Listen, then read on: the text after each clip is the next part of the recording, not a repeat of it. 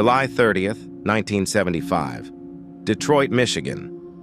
A man pulls into the parking lot of the Machus Red Fox restaurant just outside the city and vanishes.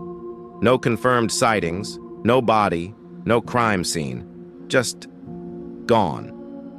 But this wasn't just anyone. This was Jimmy Hoffa, one of the most powerful and controversial figures in American labor history.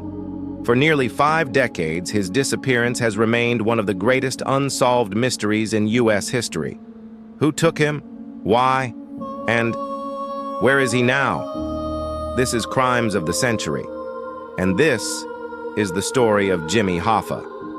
James Riddle Hoffa, better known as Jimmy, was born in 1913 and rose from humble beginnings to become the president of the International Brotherhood of Teamsters. By the 1950s and 60s, he controlled over 1.5 million union members and had enormous influence over American labor, politics, and organized crime. Hoffa was beloved by many rank-and-file workers, but feared by politicians and law enforcement. His critics claimed he was corrupt, a man who played dirty to get what he wanted, and they weren't entirely wrong. By the 1960s, Hoffa was under constant FBI surveillance. In 1967, he was convicted of jury tampering and fraud, sentenced to 13 years in federal prison. But even behind bars, Hoffa remained a force. In 1971, President Richard Nixon commuted Hoffa's sentence on the condition that he stay away from union leadership until 1980. But Hoffa had other plans. On July 30th, 1975, Hoffa was scheduled to meet with 2 men at 2 p.m. in the parking lot of the Machus Red Fox restaurant in Bloomfield Township, Michigan.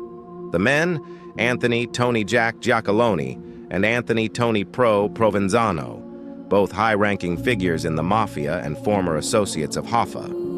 Witnesses say Hoffa arrived at the restaurant around 2, waited for nearly 30 minutes, and was never seen again. Later that evening, his car, a maroon 1974 Pontiac, was found in the parking lot, unlocked, with no sign of a struggle, no note, no wallet, no clue. Hoffa had vanished without a trace. The FBI launched an immediate investigation.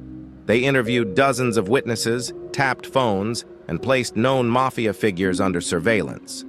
By 1976, the FBI officially declared Hoffa presumed dead.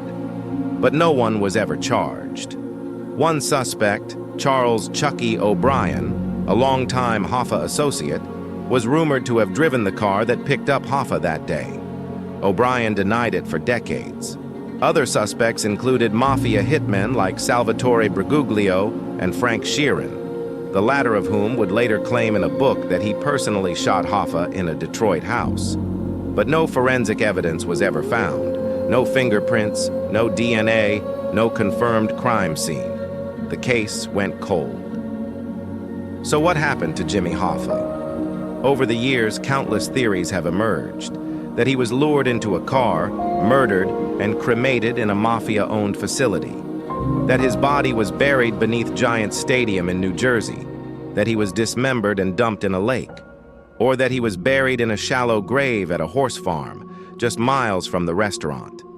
In 2021, the FBI conducted a new search based on a deathbed tip at a site in Jersey City. But once again, no body was found. Some believe the truth will never be known. Others say the people who knew are already dead. Jimmy Hoffa's disappearance remains one of the most famous unsolved crimes in American history. He was a man who built power, made enemies, and walked a dangerous line between labor leadership and the criminal underworld. His legacy? Complicated. His ending? Still a mystery. Maybe the truth is buried forever. Or maybe someone out there still knows. This was Crimes of the Century. If you want more real stories that shaped American history, hit subscribe. New videos every week. Fact-based, faceless, addictively watchable.